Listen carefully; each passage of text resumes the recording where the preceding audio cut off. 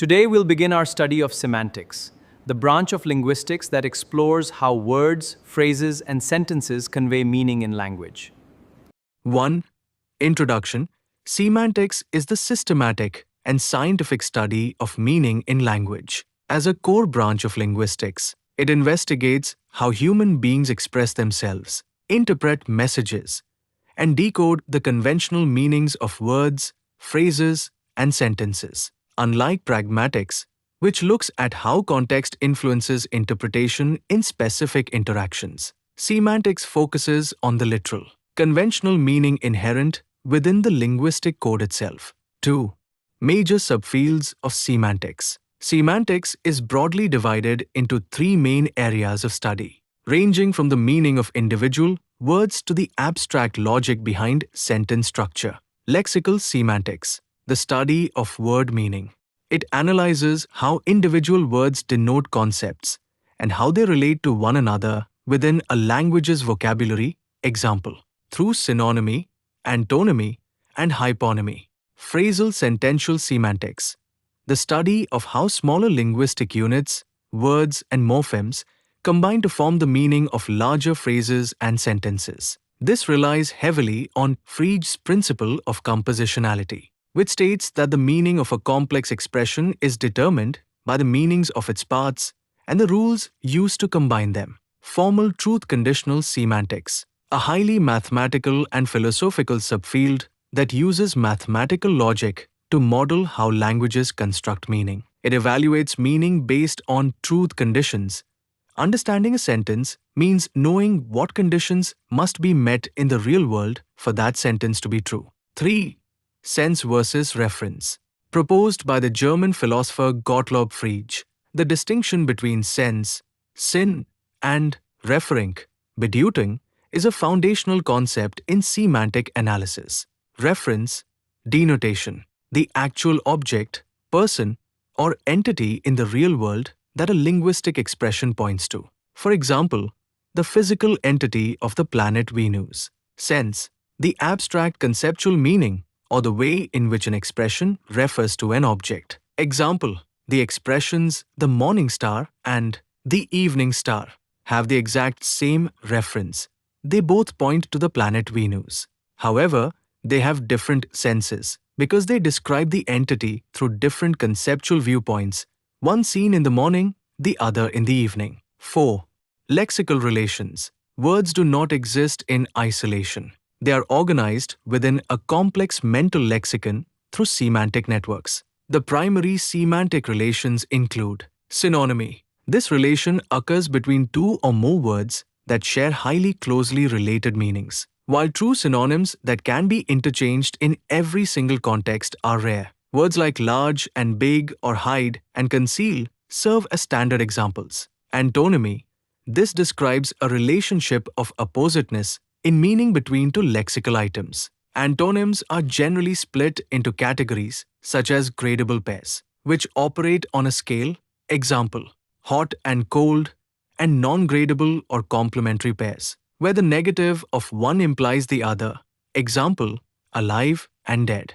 Hyponymy.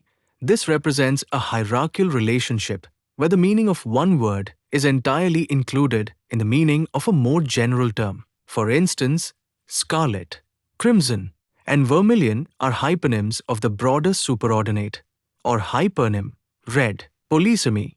This occurs when a single lexical item carries multiple, distinct meanings that are conceptually or historically related. A classic example is the word head, which can refer to the top part of the human body, the leader of a department, or the foam at the top of a glass of beer. Homonymy, distinct from polysemy.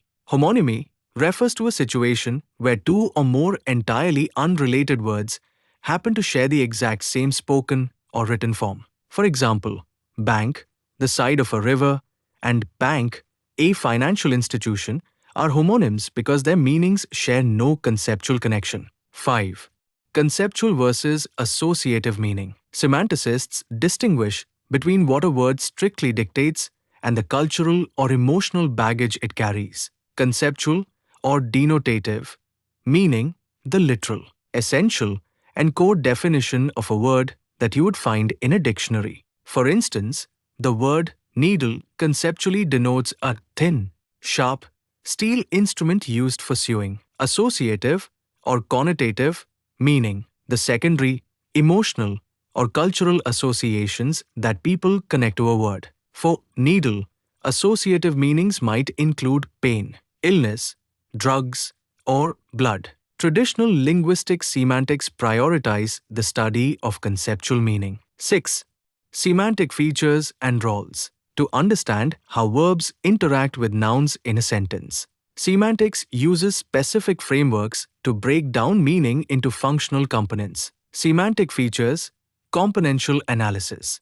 This approach decomposes word meanings into basic atomic units or binary features, plus or, to explain why certain sentences are grammatically correct but semantically odd. Example: the sentence, "The hamburger ate the boy," is syntactically perfect, but semantically anomalous.